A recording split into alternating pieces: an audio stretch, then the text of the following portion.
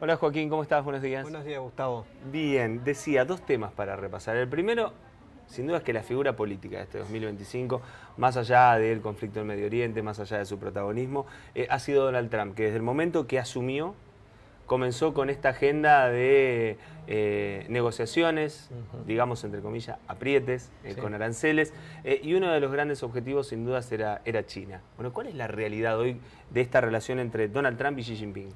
Bueno, la verdad es que en estos últimos meses la relación, este conflicto por el comercio internacional desescaló, pero desde principios de octubre China empezó a restablecer algunas restricciones para exportar tierras raras, que es, si se quiere, una de las commodities más importantes o de las que más se está hablando en los círculos políticos y económicos actuales, porque es un insumo clave para la construcción de los principales dispositivos tecnológicos de la industria militar, tecnológica, y hay una particularidad que es que por parte de la producción, China tiene en su territorio el 60% de este mineral. Sí. Y tiene el 90% de la industria que lo refina.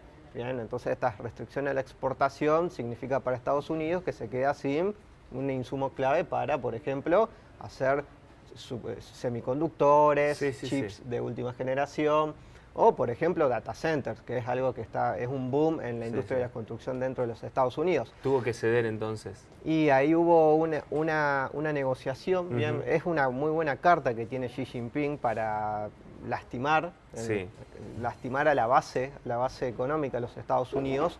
Y bueno, en lo que fue la cumbre de la APEC, esta organización de cooperación asiática que se realizó en Busan, en Corea del Sur, la semana pasada, Donald Trump asistió para desescalar, ¿bien? Y también Donald Trump dijo una frase que marca, ¿no?, por lo menos en la parte retórica, un cambio de la visión de los Estados Unidos de que en el mundo hay un G2, China y Estados Unidos. Y se reunieron y bueno, hubo acuerdos, digamos. China durante el plazo de un año no va a establecer estas restricciones a las exportaciones de tierras raras. Va a haber alguna serie de restricciones que estableció a principios de año y en 2024, que eso no se levantó, pero lo que fue las restricciones de octubre sí. Y por otro lado, China accedió a comprar soja y carne estadounidense. Bien, que eso también es algo que nos afecta en cierto punto en las exportaciones, más que nada a nosotros, porque lo que sucedió durante este año es que China empezó a diversificar sus socios comerciales. Y a nosotros nos benefició en cierto punto porque empezamos a exportar el grano de soja, no la parte ya del aceite o de la harina de soja, y también el mercado de carne vacuna. Bien. Pero es muy probable que ahí se termine sucediendo lo siguiente: Estados Unidos va a empezar a movernos del mercado chino, pero nosotros nos vamos a empezar a meter en el mercado estadounidense. Bien. Nos corrió Estados Unidos, pero a la vez sacamos lugar a la producción agropecuaria de los farmers estadounidenses. Ahí se hizo esta especie de triangulación y que bueno, también marca, ¿no?, si se quiere, una zanahoria que le da Donald Trump a los productores agropecuarios estadounidenses, que estaban muy enojados, no solamente por el swap Argentina, por la ayuda de divisas, sino también porque estaba empezando a abrir la importación de productos agropecuarios argentinos. Bien. Es un porotito, ¿no?, para Argentina en medio de toda esta negociación entre Xi Jinping y los Estados Unidos. O sea, en parte muy pocas salimos beneficiados. Sí. A ver, igualmente los precios por ejemplo, de la soja subieron y ahí nos termina beneficiando. Y en estas últimas semanas lo que es el complejo agroindustrial, sobre todo que está en la zona importante de Rosario, se está reactivando porque esta última semana con la que fue la elección y la volatilidad cambiaria estuvo bastante paralizado. Bien, vamos a dejar de lado Donald Trump y estas negociaciones para meternos en nuestro país. Tenemos nuevo canciller en la República Argentina. De aquí, de cara al resto del mundo, veamos cómo se van desarrollando, ¿no?, las relaciones. Bueno, ya la semana pasada asumió Pablo Quirno, ¿no?, que pertenece al cinturón más cercano de Caputo, ¿no?, nuestro ministro de Economía.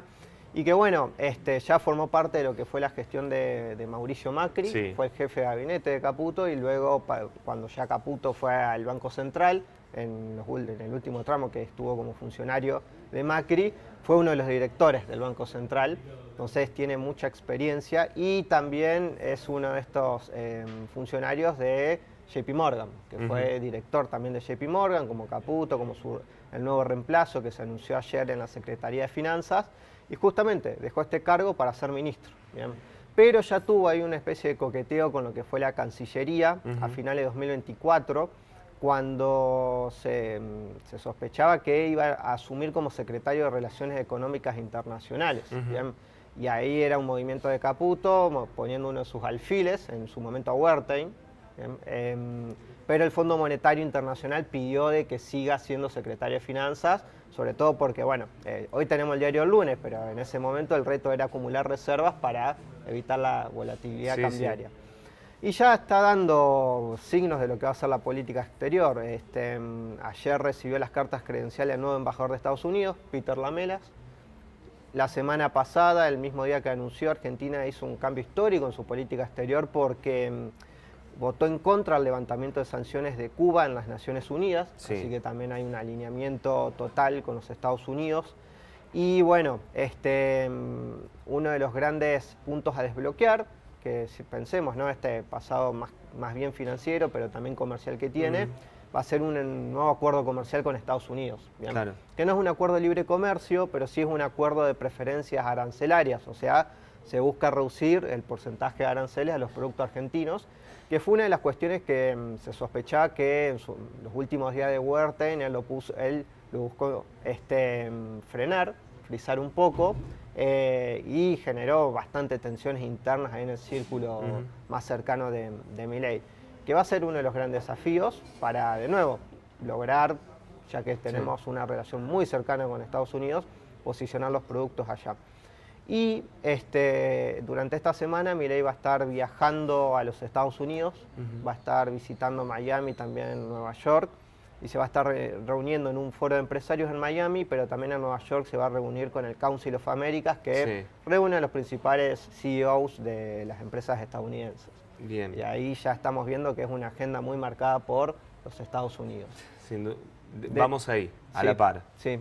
Y bueno, una de las cuestiones que mencionó Pablo Kirchner, luego de que se conoció que iba a ser canciller, era de que se destrabe el acuerdo Mercosur-Unión Europea, pero ya ahí no tenemos tanto la pelota nosotros, el bloque sudamericano, sino que está en el lado europeo, de que aceptan, digamos, algunas salvaguardias agrícolas o de... Francia es el más reticente a esto, ¿no? Sí, principalmente Francia, pero bueno, es un país con muchísimo peso político en la Unión Europea y que es muy difícil, digamos, esa parte, ¿no? Porque nosotros queremos exportar los productos agropecuarios, pero la Unión Europea está, incluso durante este año, estableciendo nueva legislación que busca restringir el ingreso de productos agrícolas de otros bloques.